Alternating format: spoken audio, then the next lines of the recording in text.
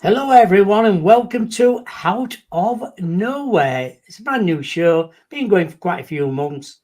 Had plenty of great guests on my show today, and we got another one on my show today called June Lugren. Join us as we delve into the unseen realms with June Lugren, a seasoned demon seer, spiritual warrior, animal communicator.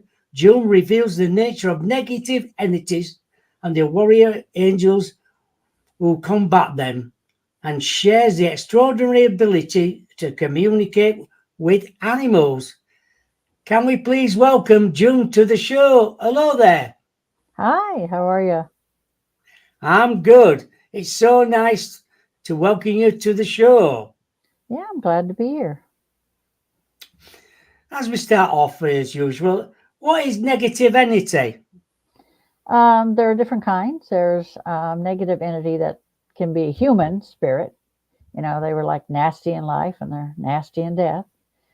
And then you have the demonic realm, which is, you've got Lucifer and the older demons and the lesser demons and the minions, like the shadow people and the creepy crawly dudes. I call them, they used to call them imps. I call them creepy crawlies because that's what they look like. And then you have the ancient demons, and the ancient demons are far and few between, but I like to keep it that way. Yeah. Yeah, well, tell me a bit, what are shadow entities then? A shadow entity is a minion. They're not a full fledged demon, but they're in that realm of existence, and they're different than most demons. Most demons will travel in packs, and they like it that way. But a shadow person will travel individually. It doesn't like others in its territory, and no matter whether it's another shadow person or a demon, really doesn't like them in its territory. It prefers to work alone, so to speak. You're right. How do you tell if a negative entity is earthbound spirit or mental illness? That's a good one, that one. Yeah, it can be difficult if you don't have gifts. You can do a questionnaire. You can tell by talking to them. When you engage with them, you can tell that whether there's mental illness or not a lot of times. And there are a few questions that you can ask without really saying, do you have any any mental issues? But if you engage them in conversation, you can usually tell. But in my case, I can usually see if there's a demon there attached to them. So, and sometimes the demons like to attach themselves to people with mental illness because it makes them weaker. Right. I suppose it's a fine line, isn't it? It is. How do they affect the living symptoms then?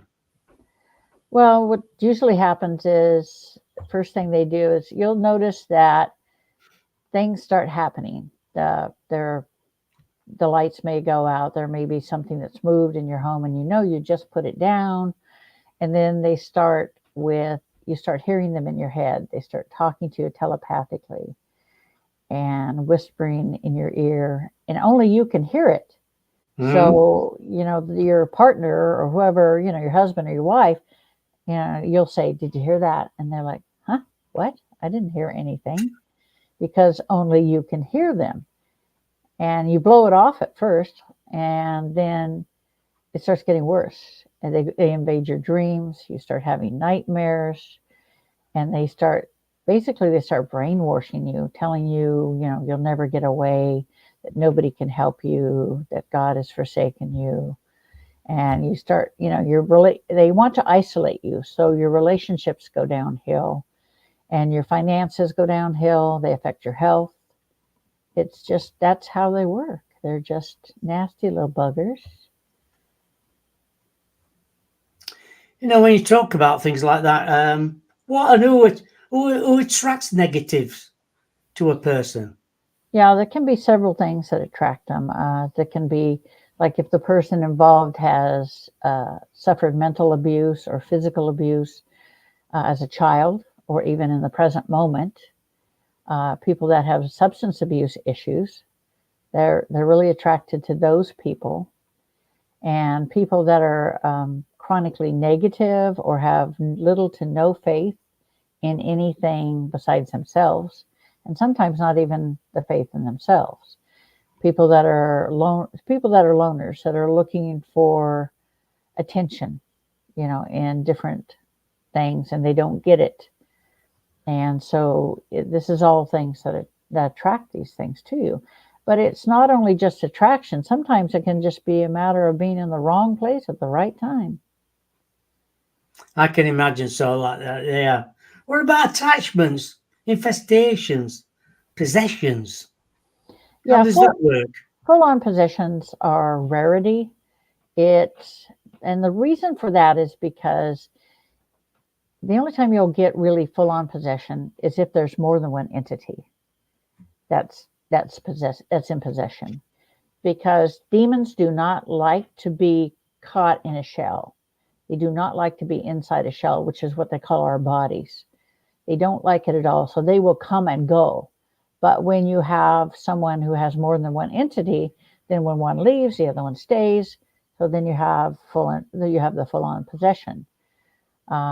Infestation is, it's everything all rolled into one. I mean, you have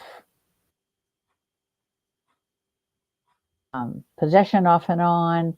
You can have like the creepy crawly,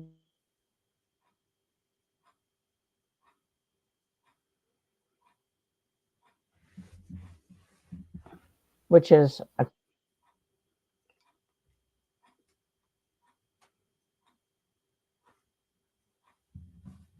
when, like, say you go on an investigation and that you go to a place that is known to have dark entities there, and you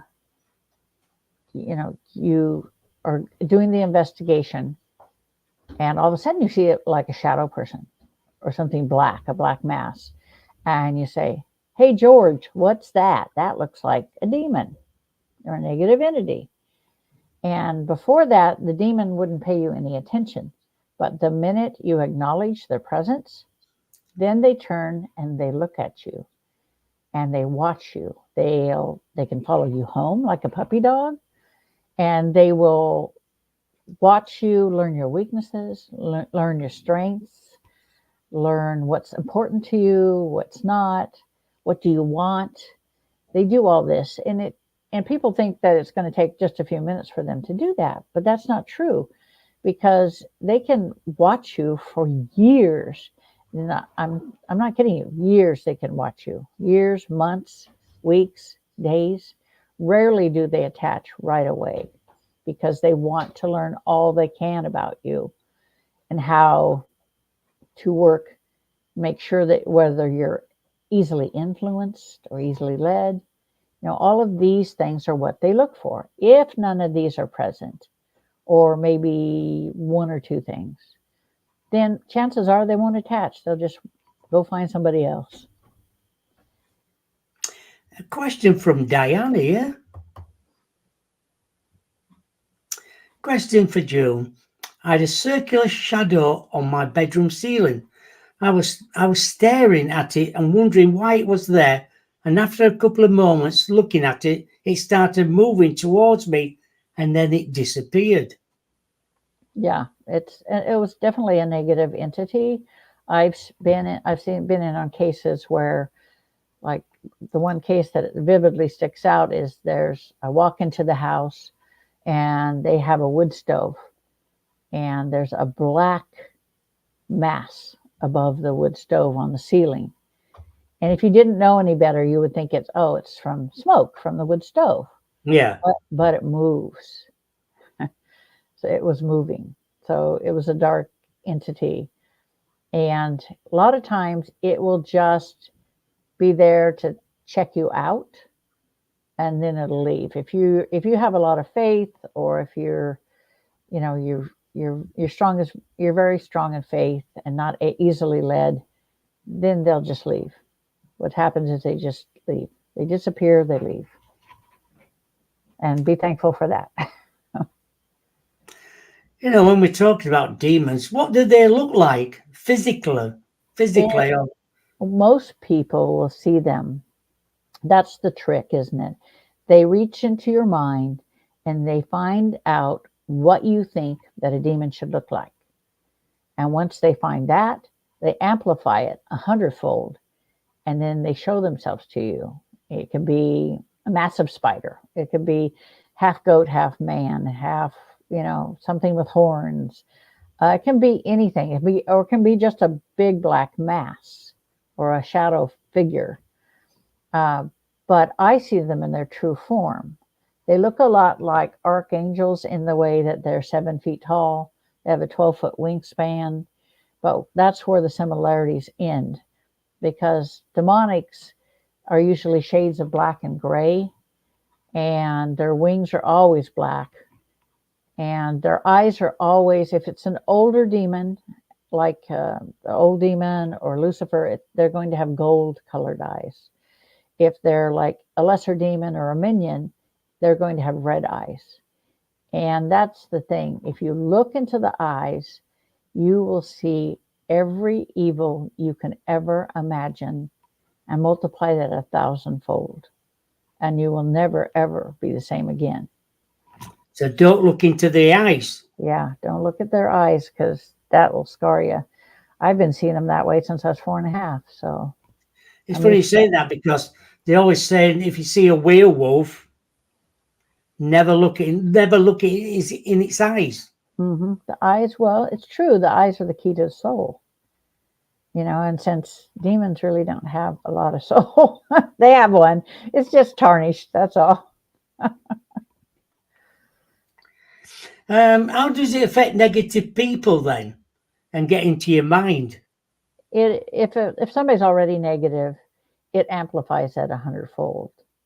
They can just basically they can just reach into your mind telepathically. They can actually take up residence in your mind.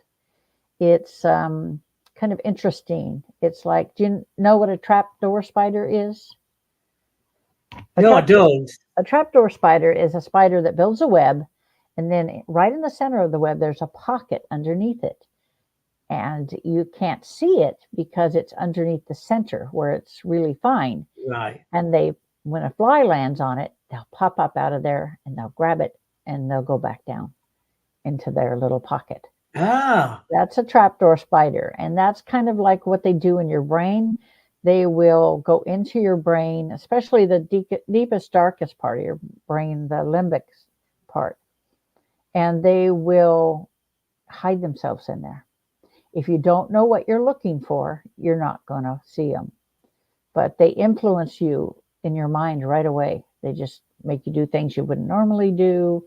If you're a good person and you're always happy, it's like you 180, total 180 degrees. And your whole personality changes. And people that know you will say, what the heck is going on there? What, are you okay? Is there something wrong? That 99.9% of the times, that's where they'll start out, is in your brain. does that kill? Does that cause mental illness then? Not really. It doesn't cause a mental illness. Either you have it in the first place or you don't. But having them in your brain, and then if somebody removes them, like when I remove them, if they've been in the brain for a long period of time, you're going to have PTSD. I mean, big time PTSD. I mean, it's going to make you so gun shy. Right. Yeah. Can negativity hurt or kill you then? A demon can kill you, yes. I have seen it pick up a grown man and throw a 300-pound man and throw him across the room. I've seen it reach into a person's chest and squeeze the heart, trying to stop it. I've seen them push people downstairs. I've seen shadow people that will suck the life out of you. I mean, they can kill you, yeah. People think, oh, they can't hurt you. I'm like, you want to make a bet? They can. They can bite you. They can scratch you. They can do all kinds of things. Very. You've just got to be careful. I've seen shadow people Hmm. coming through like a wall. I'm 30 foot up, so it's going through my window, my lounge window, Uh-huh. cross in front of the TV and into the wall and vanish. Yeah, yeah. And I thought, what the hell is that? I know my husband saw one for the first time. He's agnostic, he believes in a higher power, but doesn't give it.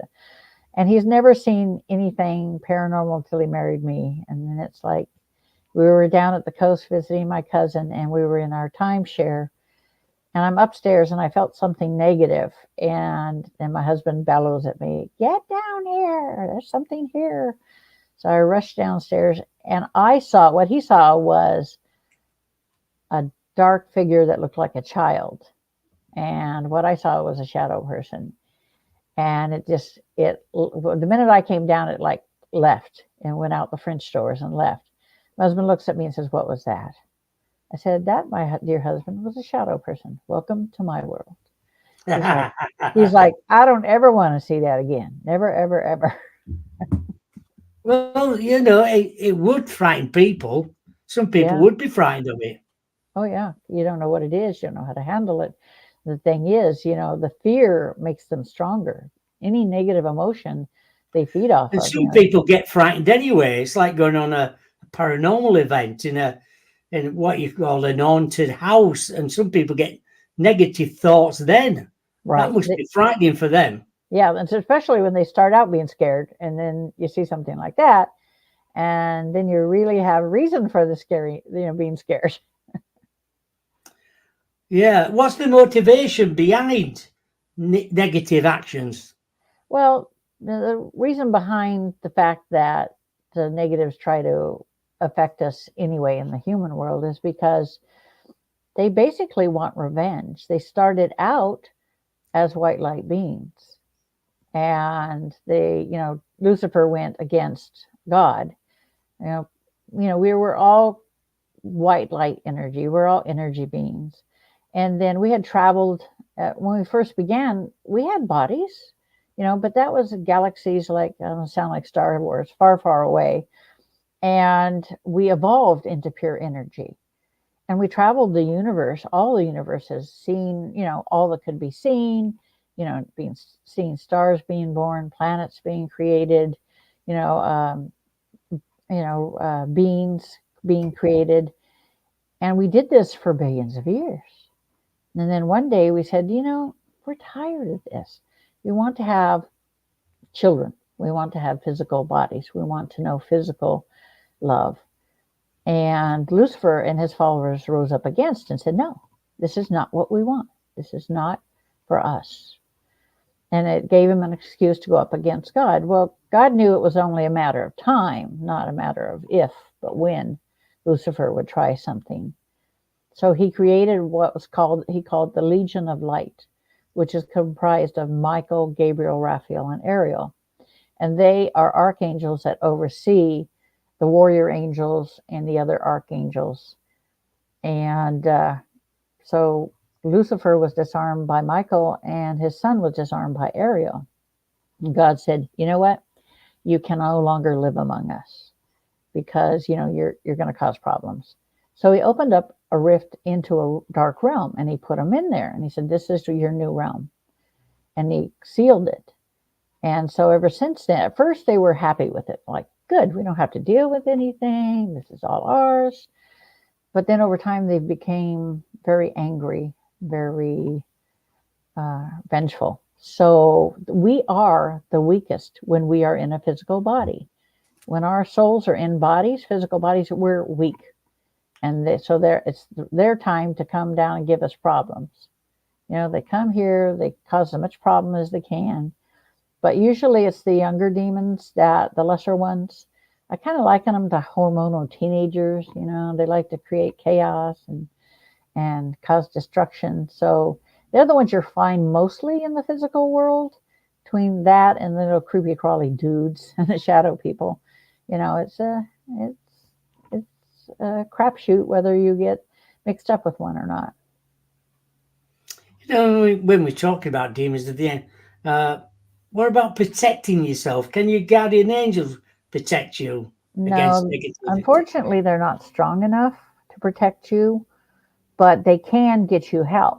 and they will get you help. They'll help you find someone to help you, and that's mainly their job. The only thing, the warrior angels can battle the demons and send them back where they belong, but an archangel can kill a demon, and that's where the Legion of Light comes in.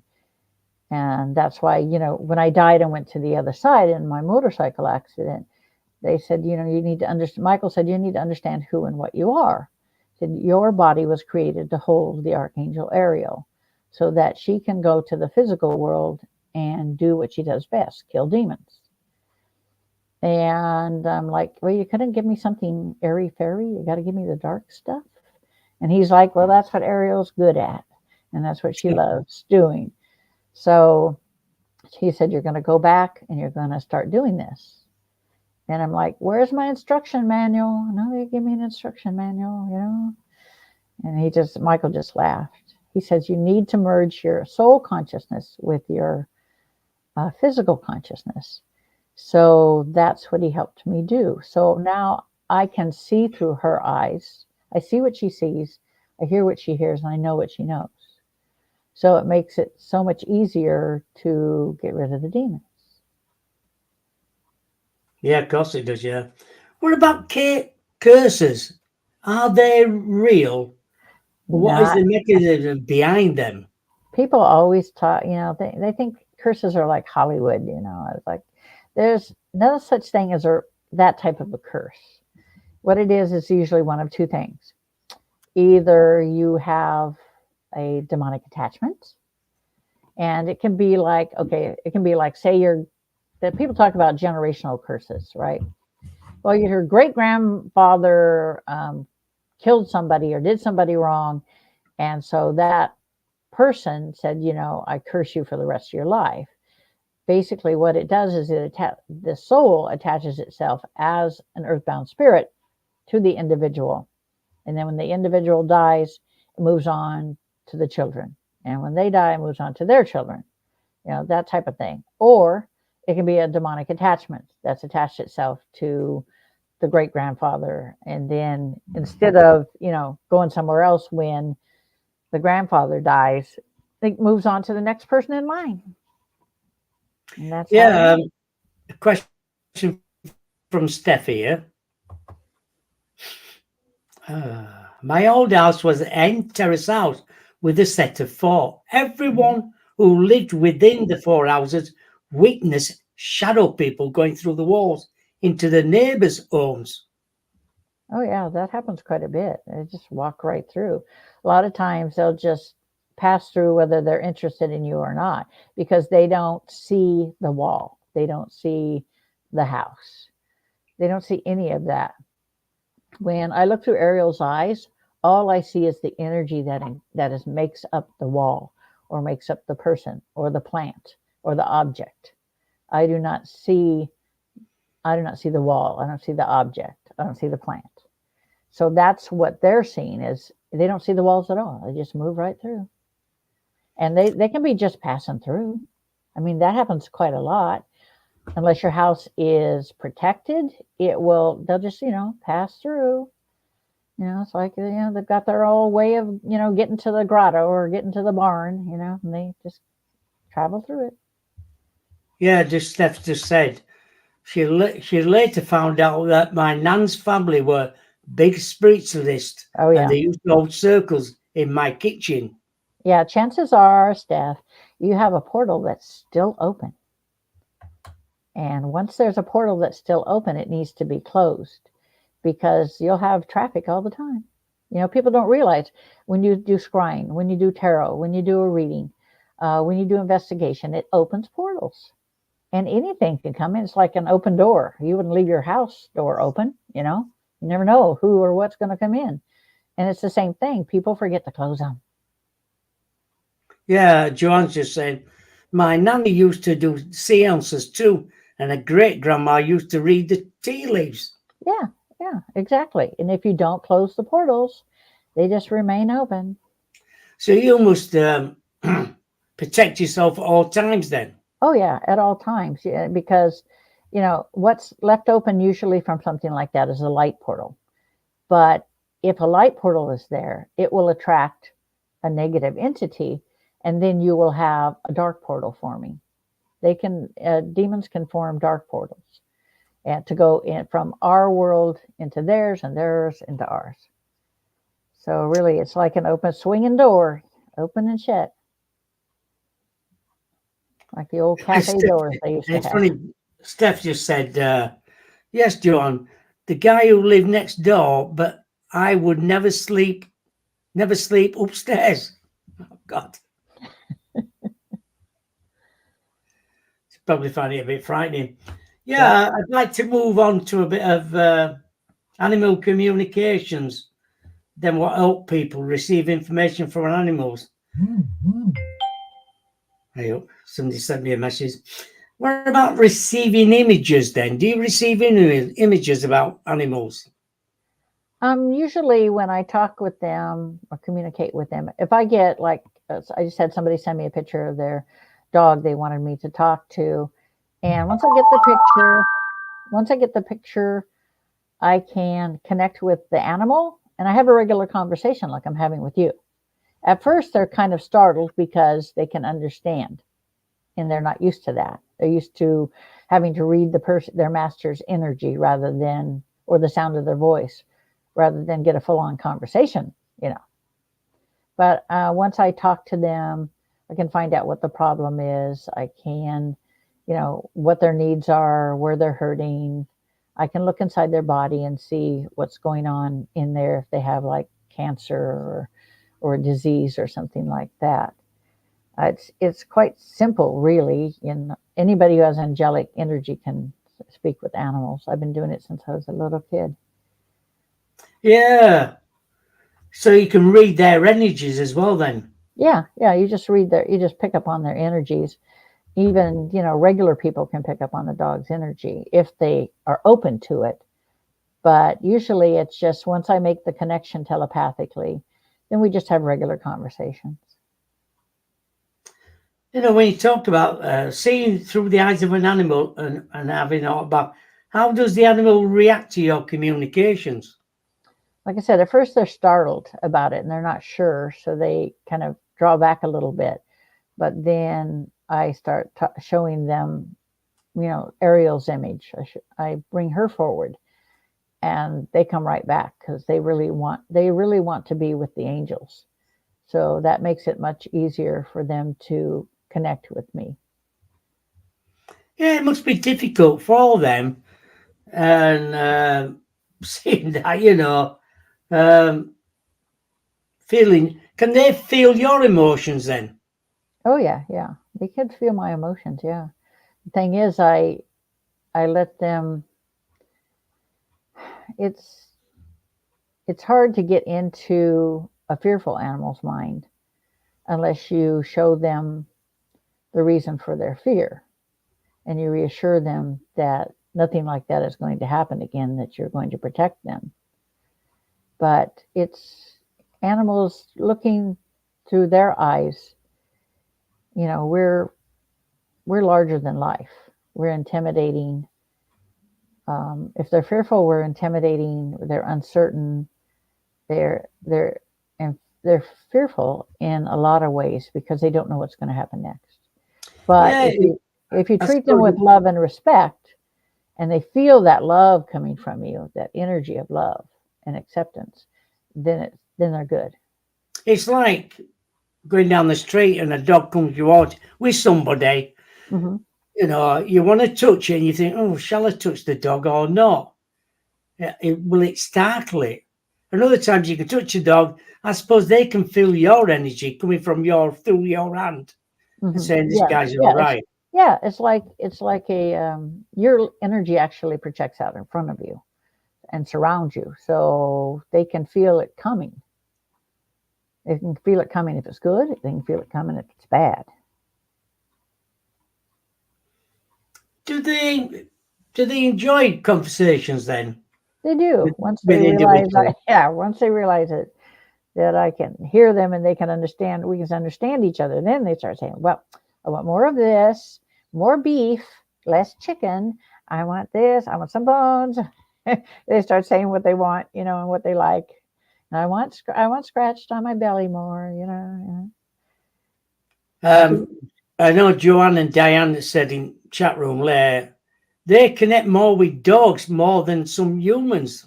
Yeah, yeah, that's true because the angelic being inside of me would rather deal with animals than humans. That's a given with her. She's not such a human person. She loves animals. When you talk about community, what they're saying is, uh, what are animals' concerns then? Oh, there depends upon the animal. If they're well loved and are secure, they don't really have a lot of concerns, unless I got called in on this gentleman called me in on his for his one dog, and come to find out he actually had four dogs. And I went over. They wanted me to come over. Went over to their place and talked to the dog in question that was causing the problems. The dog was nipping at the wife, and he had never done that before. And I told her, I said, "Well, you just moved, didn't you?" And she said, "Yeah, we just moved." I said, "You're unsure. You're stressed out." I said, "You're upset." I said, "And he knows that. He can feel it. He can sense it." I said, "And he's trying to do to you what he would do to one of the others in the pack. He would what he would do would be nip at the other one to get it to stop doing that, stop being that way, stop having that behavior." I said, "So he's just trying to do that with you." I said, "Let me talk to him and I'll tell him, what's going on with you and that the reason for it and everything." And I did, and they never had a bit of problems after that. Do animals like that? Do they think about crossing over then? Oh yeah, but it's for them. It's not a big deal. It's like, I'm going home. Run, do not walk to my nearest exit, because they can see the other side all the time. They see the animals see the angels inside of a person. They see, ghosts. They see demons, unfortunately. But I have a friend that lives in Essex, and when I went over to her house for the first time, she's like, "Well, he's going to bark at you. He's going to growl at you. He might try to bite you." And I said, "No, that won't happen." She says, "He does it to everybody." I'm like, "That won't happen." And so when I came over, he came up to me and started licking my leg. And I'm like, "Yeah, yeah." I told her, I said, "It's the angelic energy." I said, "They're more than happy with it.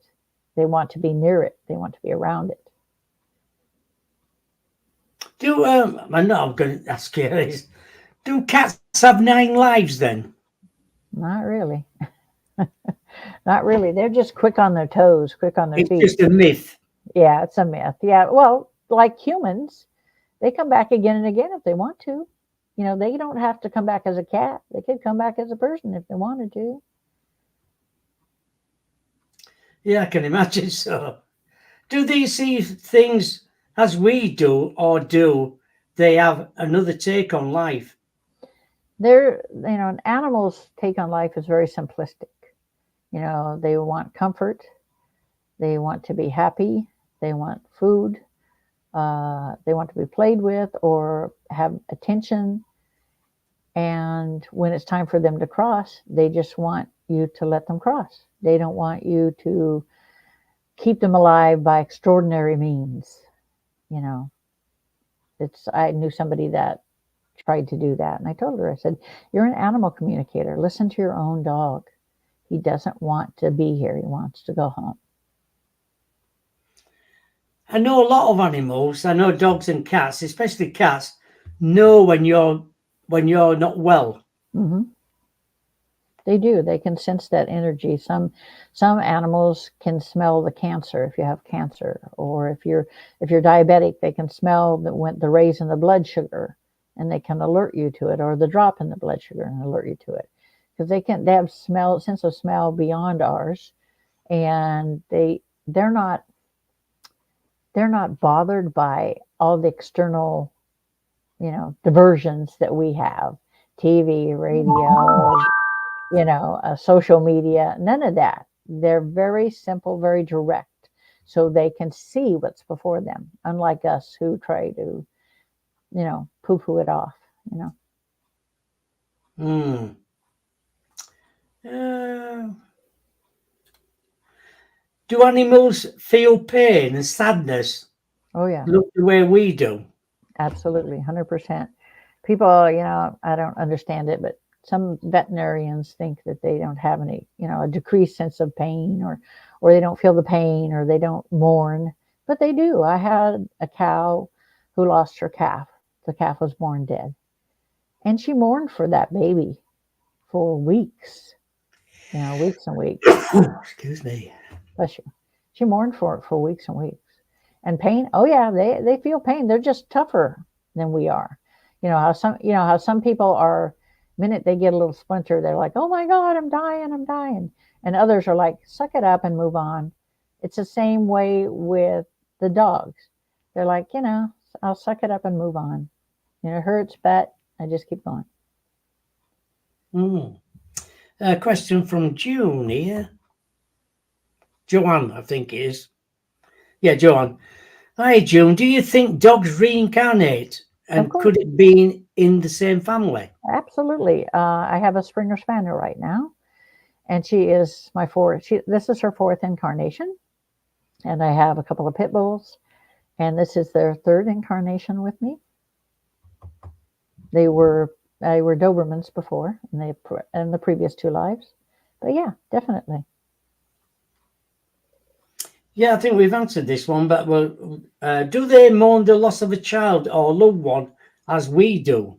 Oh yeah, absolutely. And it's been known that like there's a castle in England where I can't remember the name of the castle, where there's a dog that was a nanny, and when it died, it still remained there for because it had the two children for charges, and it still walks the halls.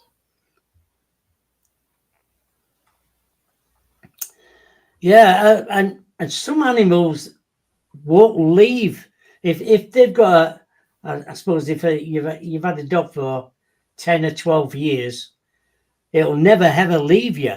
It'll Yeah, always be there for you. yeah, it'll stay for the period of time that you need them to stay, and then they'll move on. It's like my last Springer lived to be 15 and a half years old, which is quite old. And she said, "I'm going to stay over here for a little while, Mom. I don't want to come back right away." So she died 2 years ago, 2 years ago, August. And then she reincarnated a year and a half ago. And I found her again. Oh, I always find her. Yep. And so I got her. I went to England in May, and I came back in June and picked her up. And she's been with me ever since. oh brilliant. Um, what is the opinion of any animal of humans? It depends upon the human. If they have somebody that loves them and treats them well, then it's like having a child. The love is returned. If they have an owner that is mean to them and nasty to them, they don't ever want to come back or ever want to see that person again, and they won't. They won't come back to them. But for the most part, it's hard for them to understand why we're feeling sad, or why we're upset, or how come you can't control your emotions, or how come you can't you know do this and feel better, because they don't understand it. We're kind of like, it's like talking another language, literally. Right. Question from Melvin. Good old Melvin. Mhm. June had a tall, dark figure follow me to my girlfriend's house. He has a priest round hat on, long black coat with blanked out face as big as a door frame. What could it be, please? Demon, it's He's a gone now. yeah, yeah, of course. It was a shadow person. It can be like 7 feet tall. They can give the appearance of being 7 feet tall. Some people call them, the Hat Man or whatever, but they can look like, they can give you, you can see them an outline of whatever they wish you to see them as. Like the rest of the negatives, even even the angels can make you perceive them as they wish to be perceived. It's all about, expectations. Yeah. I know Steph just saying now, talk about this. My cat Apollo grieved when my dog passed last year. He stayed out of the way and was quiet for weeks. Oh yeah, because that was his friend. It doesn't matter that they're two different species. Makes no difference whatsoever to them. A loss of a friend is a loss of a friend. It's like we grieve our loss of our dogs or loss of our cats or a cow even. It doesn't matter that they're a different species. Not it doesn't matter at all. They will grieve Why do you think dogs or cats attack people? because either because they can sense the energy. Maybe the person is unstable. Maybe the person is full of anger and hate, or maybe the person is mentally ill. There are different things. Or if it's an animal that had been abused prior to the person getting the animal, then something in that person may trigger memories from the abusive situation. Yeah. It's Yeah, it just must be like, difficult for them. yeah, it's just like a person being abused as a kid. They're never going to get over that. They're never going to forget it. So, they'll stay clear of, whoever was abusing them, or if that person's dead, somebody that looks like them or somebody that acts like them. Yeah, because I know people with dogs mainly when they're out, they say my dog never does that, and it might have bit somebody. And Uh-huh. she said, Yep. well, it's never does that with my dog. I know that people always defend the dog, but is it But because it's because they're they picking sense something up something. from the person then? Yeah, they're picking up something negative from the person. Either it's the person themselves, it could be something that's attached to the individual, because people have ghosts that can attach themselves to you, human souls that can attach themselves to you. And if that human soul was not a good person in life, then the energy from it is going to be that way, and the dog's not going to want to have anything to do with that individual, because they know the difference between a good person and a bad person and the intention of a person. I learned long ago that in the light realm and the dark realm, thought becomes reality, and it's the intention behind the thought that makes it reality.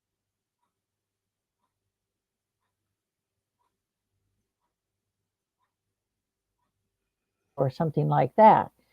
The dog can sense that intention, or the cat can sense that intention and say, no way, man, I don't have nothing to do with you. Yeah, no, Joanne's just saying in the chat room, dogs tell you all you need to know about a person. Oh yeah, yeah, if they So won't go near that person, or they don't want anything to do with that person, you better stay away. it's funny, but you can sometimes you look at a dog and you look at the person, they're very much alike. Hmm. They are. Yeah, you get the dog or the animal that you need, not necessarily what you want. And a lot of times they're most like the individual that they have as an owner. Yeah, I suppose so. Yeah, you're right there. Um, Animals do not understand the complexity of humans. Their words is much simpler. Yes, that's why I said they're very simplistic in their thoughts, in their actions, in their belief system. But they all know in the end that they're going home, and they're not afraid of it. Cats seem to communicate with other cats at night time. Have They're they just nocturnal. been trying to talk to each other? Yeah, they Or do. They do. They're trying to check them out. They'll talk to each other. They'll read the other's energy, see where they are, see if they're a confident cat or a cat that needs help or something else is going on with them. They feel all of that when they communicate. I suppose can a dog or a cat protect you then? Oh yeah, they can. It's like the greatest thing is people will move into a location and they've never lived there before. Say it's an old house or an apartment building or something like that, and things start happening. And the dog won't go. The dog won't go into a certain room, or the dog looks into a corner or growls at something that you can't see, and you just think, oh, they just heard something. Shut up, you stupid dog. But they see what's there that you do not see. If you would listen to your animal, you would, if more people would listen to their animal, they would be more aware of what's going on in a different dimension, like demon, angelic, maybe a dog that didn't cross over or a person that didn't cross over. It's rare to find an animal that won't cross over. No, Cats it's do usually, that as well, don't they? mhm, Cats do that. mhm. Yeah, they do the same thing. Yep, They're very spiritual. yep. They They know. can, like you say, they can see things in Yeah. front of you, Oh yeah. and You they'll have. either Yeah. turn You have. around and run away, and you think, Yeah. why is that cat doing that? Yeah. Why is a dog growling? Why is the dog looking at the ceiling? Why, why is the ferret never want to go into the bathroom or never want to go into the bedroom? There's a reason for everything. Yeah, Oh people God, I bet need there is to as well. listen to them, listen to their animals. So they can read others' energies, and they can't feel our energy as well. Yeah, they can feel ours, we can feel theirs if we're open to it. Some people just see, oh, it's an animal, it's nothing more. They don't see it as a sentient being, basically. How did you get into all this then? I grew up that way. My maternal grandmother raised me. Basically, my mother got pregnant, dumped me off on my grandparents, and left. And my grandmother was always a psychic medium, and it's handed down from the females in all of our lineage. And my grandmother, when I was old enough, told me about the family, the family prophecy that said a female child would be born into the family with the ability to see, hear, communicate, and kill demons. And that was a 14th century prophecy. And my grandmother, when she took me from my mother, knew that I was the fulfillment of that prophecy. So she helped me all she could. The animals would come and sit under my crib, and I would talk to them. She would see me talking to them, and they would all come from everywhere. My grandparents had a farm, and animals would come from everywhere, and they would listen. They would listen. They would move their head, listen, want to crawl up into the crib with me. And then for she taught me what she could. And when I was about 4.5, how I saw demons changed. And Michael the Archangel has always been with me because of Ariel. And he said, what you're seeing is you're seeing demons now as we see them in their true form. No longer will you see them as a human sees them. And you're 4.5, you don't think about anything. And he says, I want you to watch them. I want you to learn what they do, how they work. And it's a game. Just watch them. He says, they can't see you because I'll keep them from seeing you, but you have to watch them.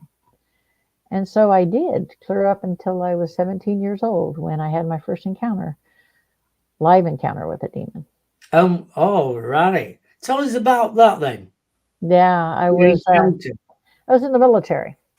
I was in the Air Force. I was a nurse, trained as a nurse. I was working the emergency room.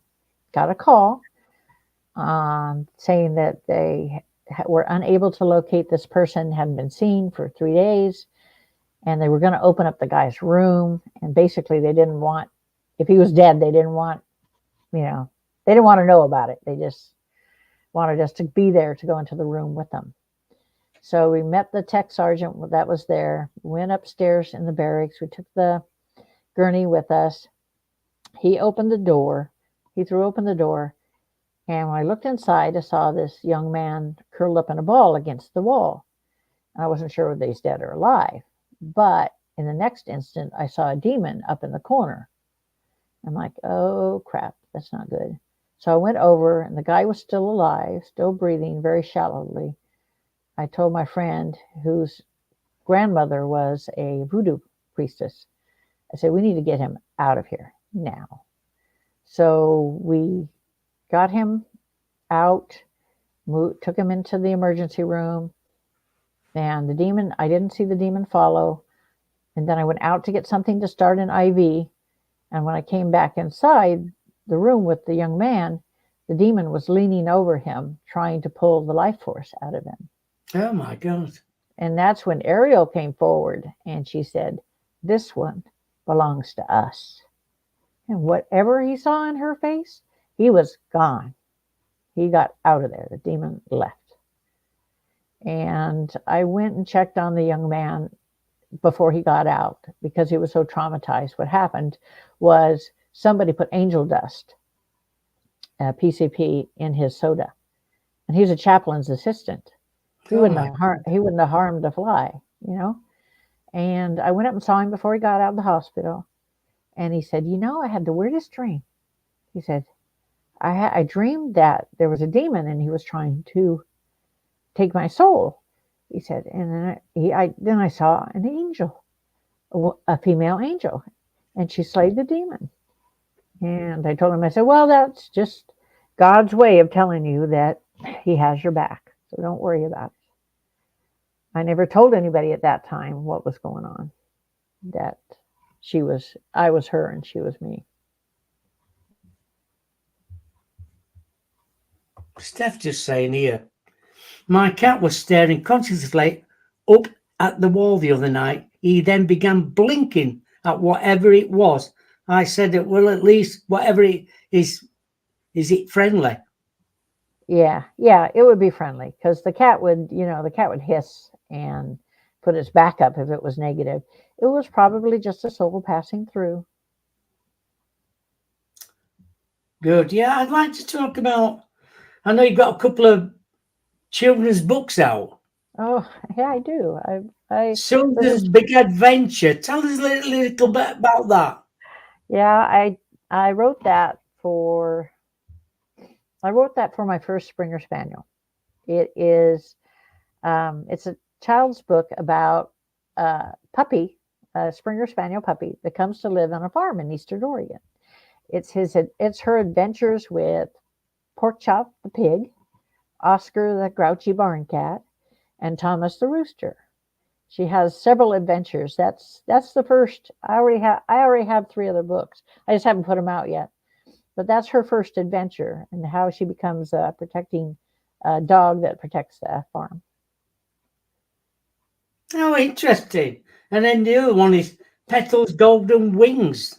Oh yeah, Pebbles Golden Wings. I wrote that in about 45 minutes for a friend.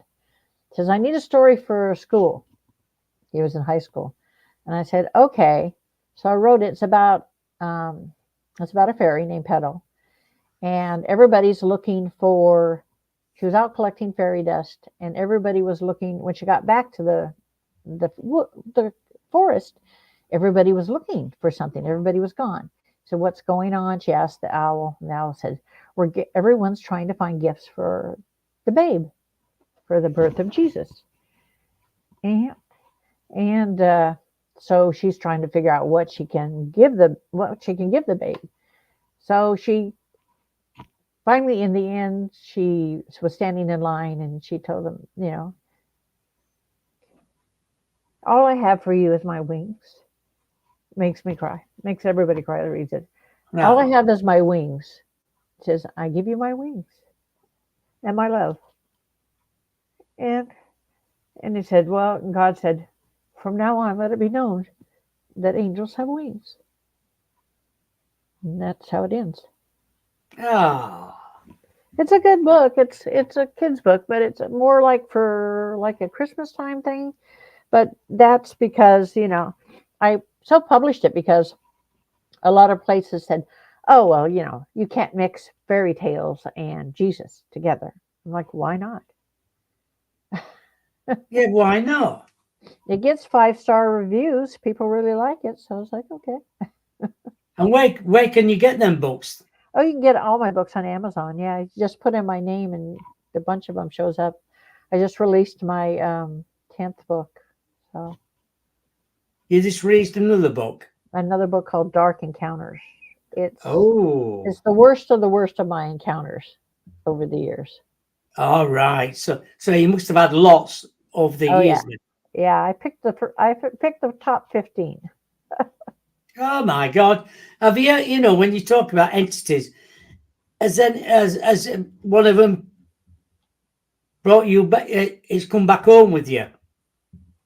One of them can't. Oh, we're talking about. If you've been on I Oh don't know, yeah, say you've yeah, been on a paranormal event yep, and you've got back home and something's been attached to you when you've got back. right. Yeah, you can do that. They'll follow you home like a puppy dog. You have to really watch it. That's why it's always good to say a prayer for protection before you start out, and then thank God for the protection after you finish. Because, and you say, not to let anything attach itself to you, anything negative. Because a lot of people think, they think they'd love to go on a paranormal event, but they don't look at some sides thinking, what do I do if all happens to me? Or Yeah, they're not yeah. prepared. I'm not prepared for anything, any encounter really. And that's why I tell people, I said, when they're investigating, I'm a consultant because a lot of people don't bother to put any kind of protection, give any kind of protection when they go on, an investigation or they go to a haunted house or what have you, because you have to protect yourself. And, there are very few things that will actually protect you from a demon. And one of them is a crucifix with the image of Jesus on it. And it has to be the image, it cannot be like an abstract image. No. And holy water, you can put it over your doors and windows and to seal your house. But as for black, I make a black salt. It's different because it has Ariel's energy within it, and then it has God's energy in it. And I make it from scratch because he gave me the recipe on what I needed to put into it and what I needed to say to make it. And because when I started removing demons, he said, you need something to protect the humans. And so that's when he gave me the recipe, and I give it to people whenever I go and remove something from their home. But it's never failed in 40 years. So I'm going to say, do you get lots of people saying, can you come round to my house? yeah, I get a lot of calls. When I in January I did coast to coast, um, and I had over 300 requests for help in the first 2 weeks. Oh my God. Yeah, fortunately for me, I can do them from a distance. I can do removals from a distance. Oh, But brilliant. yeah, I've done them as far away as the Netherlands and Australia, India, things like that. The I UK. suppose it is difficult. It People doesn't. don't realize when I can go and somebody will say, I've just bought a house. I can be in it 1 minute or 5 minutes. I think, I don't like it in here. Yeah, yeah. It's because of what was there before. People buy a house, they don't realize there may be something there. There may not be something there. There may be good stuff there. There may be bad stuff there. But people just see the house. They see an object. They don't look at the energy. I They had, don't. yeah, I had some friends that moved up from California to Oregon, and they wanted me to come down and go through the houses that they had chosen with them. And I came to this one house, and I told the real estate lady, I said, you know what? You're not going to be able to go back in that back bedroom. She said, I've been trying to sell this house, and I've not been able to get into that back bedroom. I can't go past the doorway. I said, because there's an old man there. His name is Herman, and he doesn't want you in his room. So there you have it. It's funny you say that because when Paul bought this house where I'm living in now, it's been Uh-huh, into 3 flats. When he uh-huh, first bought it, he used to come over at weekends and with his oldest daughter do a bit of work on it, and then drive back on a Sunday back to work for Monday.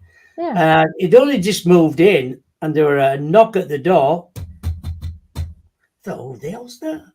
Anyway, it was Tom Willis. He was the exorcist bloke around this area and mainly a lot of England then dead days. He said, I've come to bless your house. And he thought, what's he on about?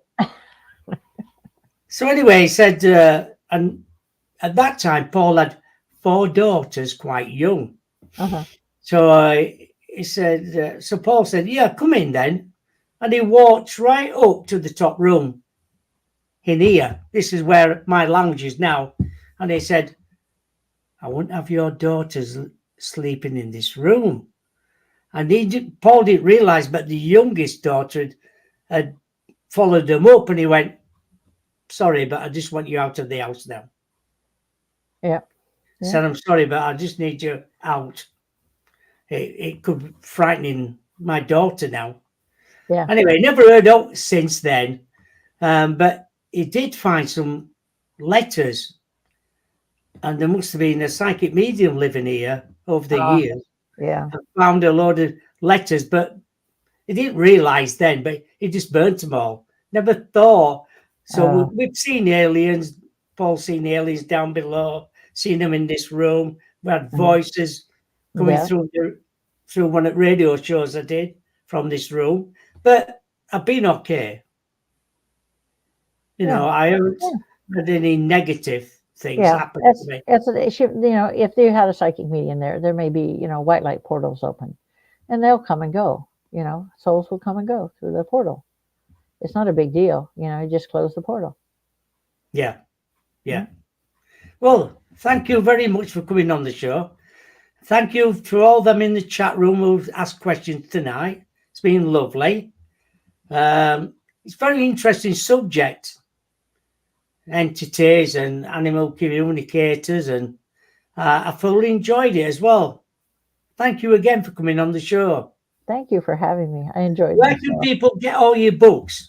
Oh, they can get them. They can get them all on Amazon. All they have to do is put in my name. There's quite a few books out there, isn't there? They'll all pop up, or they can go to my website, which is Mystic Connections with an S.org, and they can find them there as well. I would say there's Medium's Guide to Paranormal, Paranormal Encounters Book 1 and 2, The Dark Side of Paranormal, Demon Seekers, The Journey Begins, Demon Seekers Into the Darkness, How to Time, Dear Seer, The Awakening, Dark Encounters, and then you've got your 2 children's books, Susie's Big Adventure and Petal Golden Wings. Yep. So you can find them all on Amazon. You find them all on Amazon. Yep. Just put in my name. There's a few other books that people have wanted stories from me that will pop up, because they're not mine, but my stories are in some of them, because they've asked me to donate, so I do. Diane said, very interesting. Thank you, June and Bob. Joanne just said, enjoyed this one. Lovely guest. And Steph just said, great show and brilliant guest. Thank you, June.